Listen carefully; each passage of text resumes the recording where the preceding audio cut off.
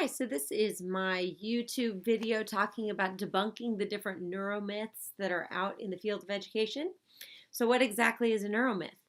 In the online article, Science or Pseudoscience, Prevalence of Neuromyths in Education, they define it as this: a misconception generated by a misunderstanding, a misreading, or a misquoting of facts scientifically established by brain research to make a case for the use of brain research in education or other contexts. They exist, and teachers and parents believe in them. The big buzz in education is we have to use research-based methods when we intervene and when we teach kids. And companies know this, they exploit it, they are aware of our awareness and allure of neuroscience and its marketing power. Hook and Farah said that. Now, they talked about that educators who are interested in learning more about neuroscience have lots of motivations for doing so. They're personally curious about it. They want to bridge the gap between medicine and neuroscience and what they do in the classroom. But oftentimes educators aren't real sure what the difference is between neuroscience versus cognitive psychology or educational psychology. And then those professional development opportunities that are offered to us kind of blur those lines even more. So teachers believe neuromyths. In a recent study, educators were found to believe 49% of the common neuromyths that were presented to them.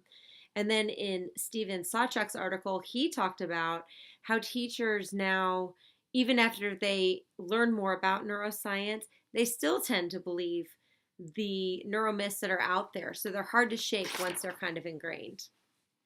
But in today's discussion, what I want to focus on are the neuromyths and interventions based on pseudoscience that are specifically targeted to intervention specialists like myself and parents of kids who have special needs.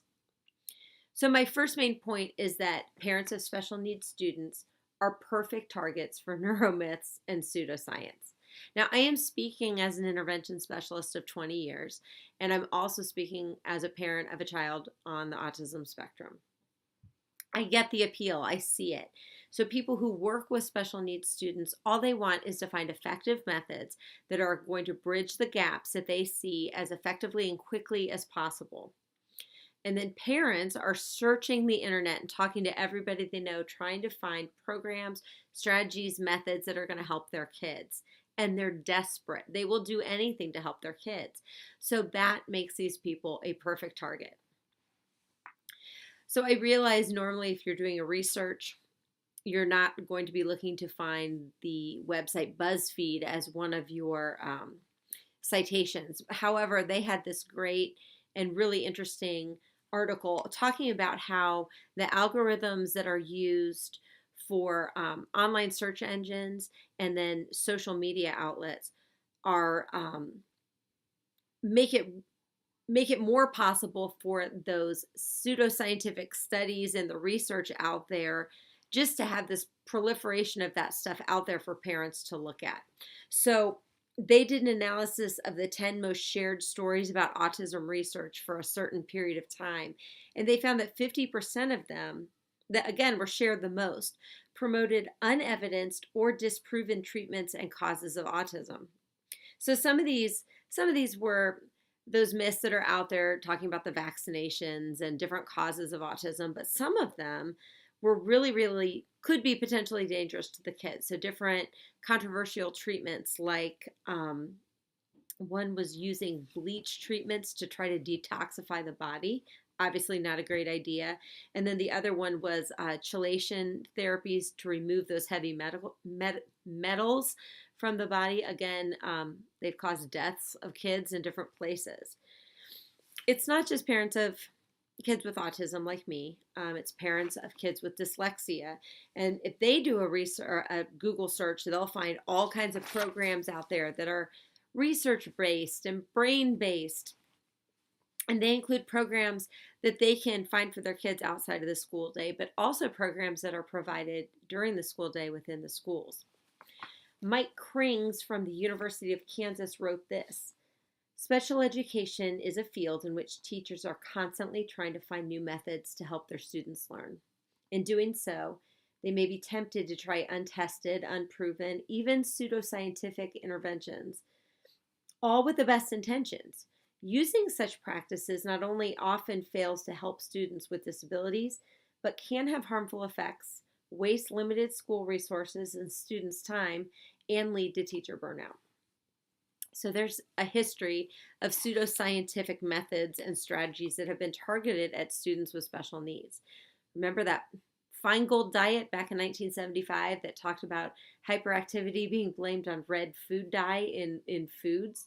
Or what about even in the 80s, that big push, the use of the colored tinted lenses, not just to help reading, not to help focus, but to cure dyslexia and to cure reading disabilities. So several articles that I read talked about that idea of confirmation bias, which is that tendency to accept evidence that supports an existing belief while dismissing, either intentionally or unintentionally, evidence that goes to the contrary. This totally reminded me of that tuned perception that Carrie discussed in chapter 7 of our textbook. He was talking about how we tune our perceptions to the goals that we have at any given moment. If we're looking for something, we're going to be more tuned into finding it in our environment. We're going to see what we expect to see. We're going to hear what we expect to hear. So parents who are looking for things that may seem too good to be true, they want it so bad, they're going to try it. So one example of that I read about a lot today was the Brain Gym. So the Brain Gym is an example of a program, a very expensive program, apparently, that's based on neuromyths and pseudoscience. It was developed in our own California, and it's used with schools nationwide, worldwide, according to its own website. Uses this combination of 26 movements to promote optimal learning for students.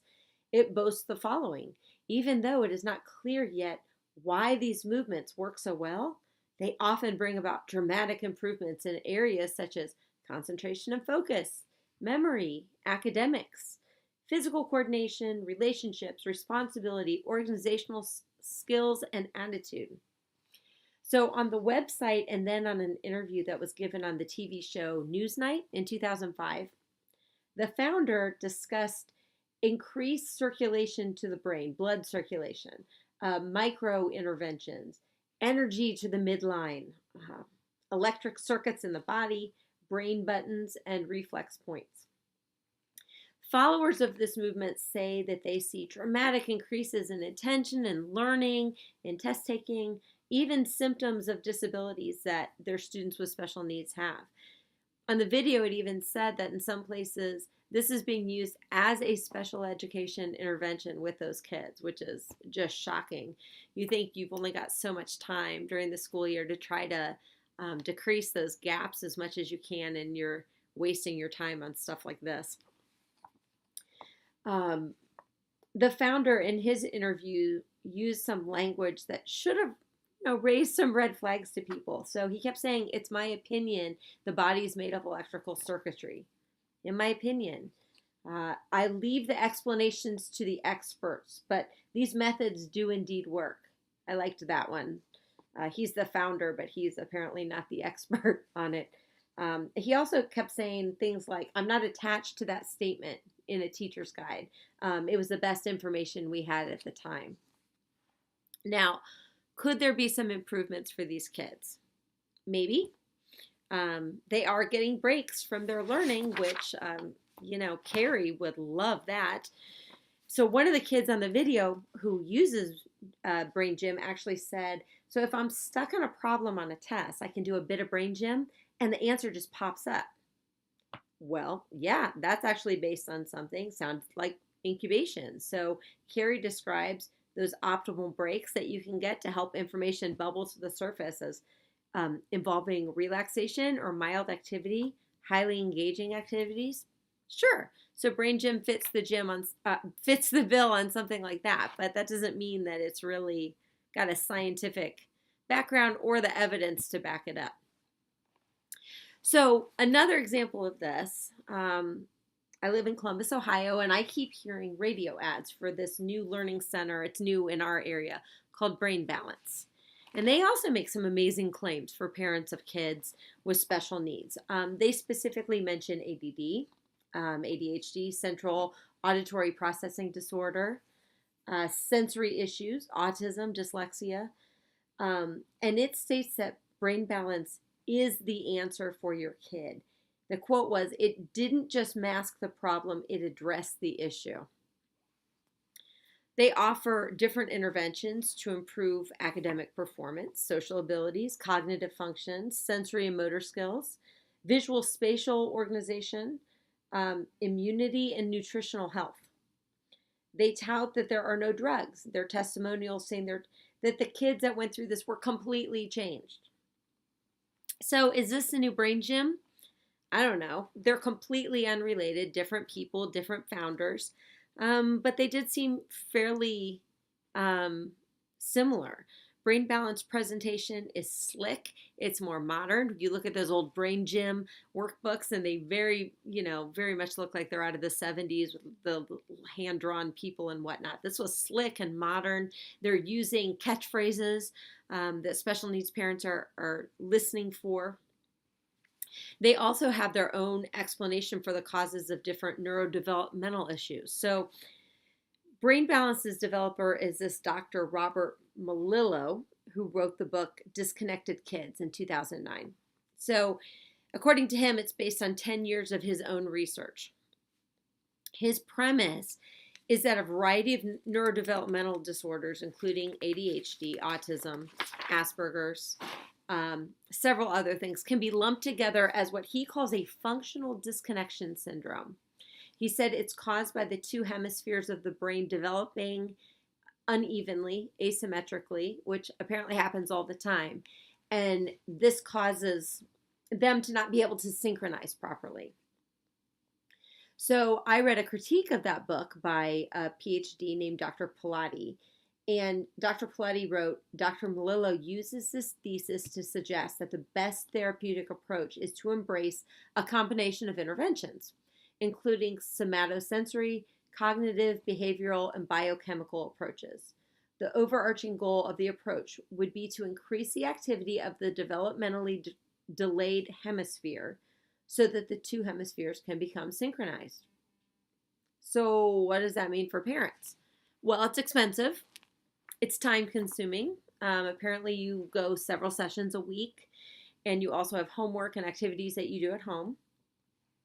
And okay, it might not harm your child. There may not be any harmful short-term harms to them, but it can prevent resources, time, money, from being allocated towards research-based and evidence-based interventions that may actually have long-term benefits for your child, and that have actually documentation and research behind them.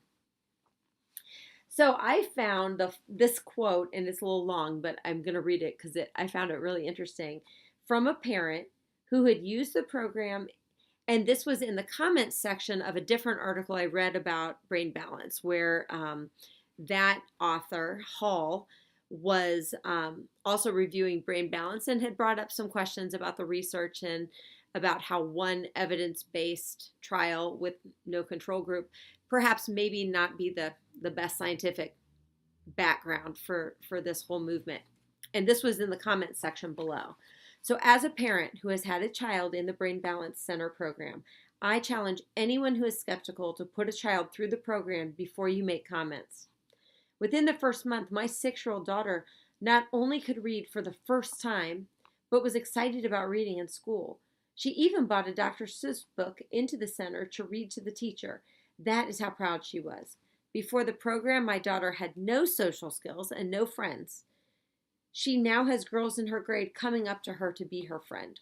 She was withdrawn and in a shell. She's now happy and outgoing, connecting to others for the very first time. I would have spent $100,000 to have a happy, well-adjusted child.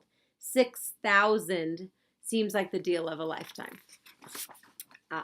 I'm sure it does.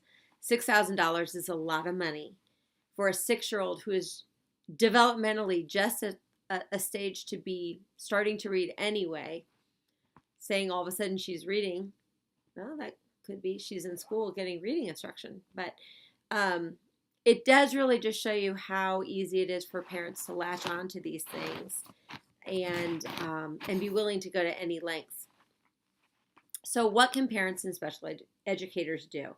The Hook Fair article said that teachers, schools, and school districts, like we said, can waste time and money pursuing so-called brain-based interventions that lack research. And so do parents. So what do we do? In that Krings article, he talked about the development of a tool for special educators to use to help them evaluate a program before they start using it, which is smart. It keeps them from wasting time and being effective with choosing which methods they want to try.